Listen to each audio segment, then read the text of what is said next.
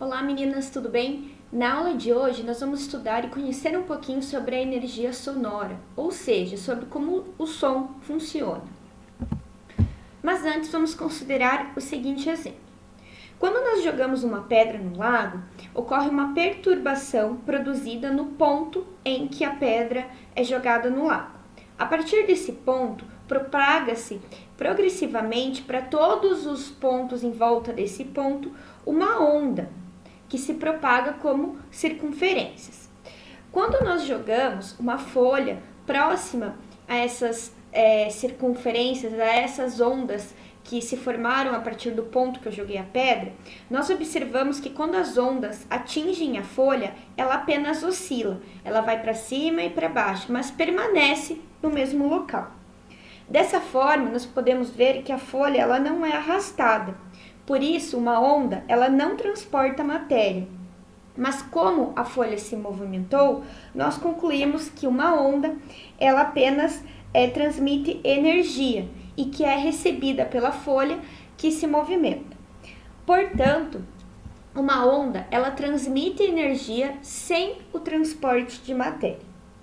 E as ondas podem existir de duas formas: as ondas mecânicas e as ondas eletromagnéticas.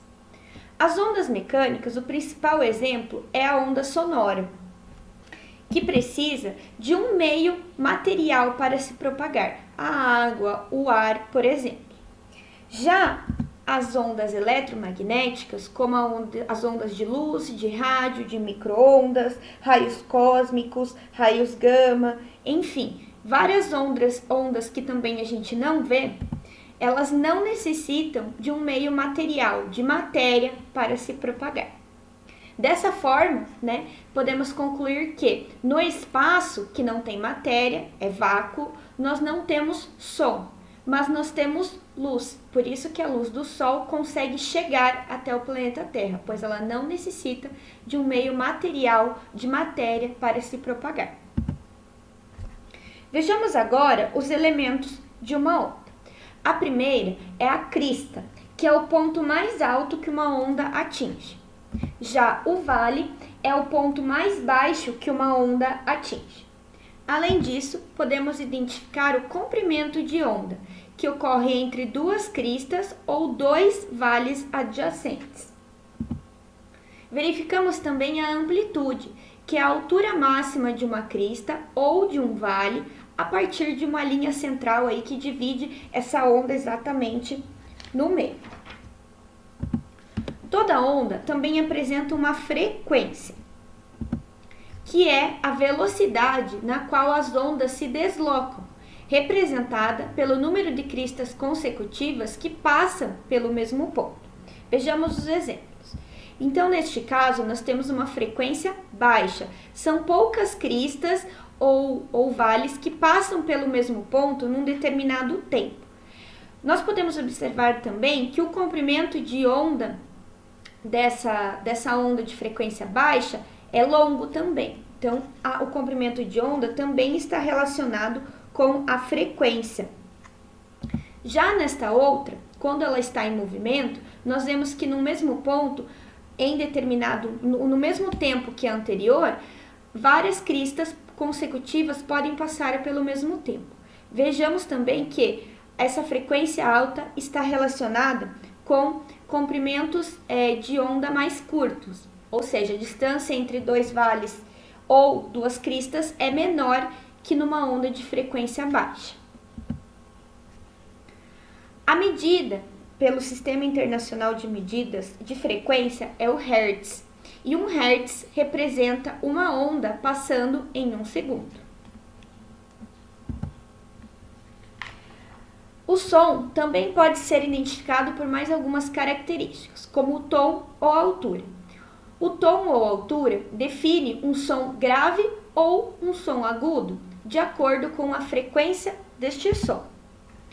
Então, um som que tem uma frequência baixa representa um som grave. O comprimento de onda, como nós vemos, é mais longo, refletindo num tom baixo. Um exemplo são os trovões, que representam sons graves. Nós temos também os sons agudos, que estão relacionados com frequências altas e um comprimento de onda curto. Isso ocorre principalmente com o som de um apito.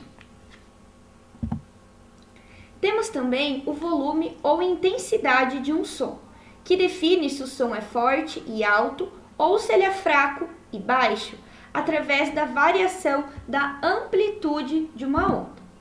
Então, num som forte, nós podemos observar que há uma alta amplitude, que representa um alto volume, porque essa onda está vibrando com muita energia e exercendo uma maior pressão nas moléculas do ar que estão sendo batidas por essa onda. Já num som fraco, nós temos uma baixa amplitude, que é um baixo volume. A onda possui menos energia, por isso exerce menos pressão no ar, representando aí um som fraco e baixo. O som pode se propagar com diferentes velocidades de acordo com os tipos de matéria. No ar, as moléculas estão mais afastadas, por isso o som viaja mais devagar, quando comparado com a água, por exemplo, onde as moléculas estão mais unidas e o som viaja com mais rapidez do que no ar. Se estima que na água o som viaja com maior rapidez a aproximadamente 4 vezes mais rápido que o ar.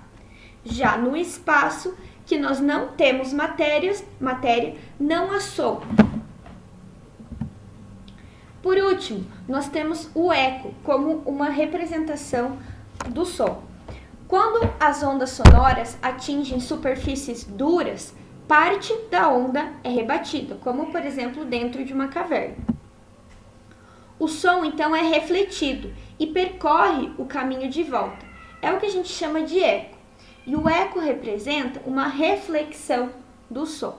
Ele bate numa superfície muito dura e volta. Então, ficaram com alguma dúvida? Me escrevam, combinado? Até mais!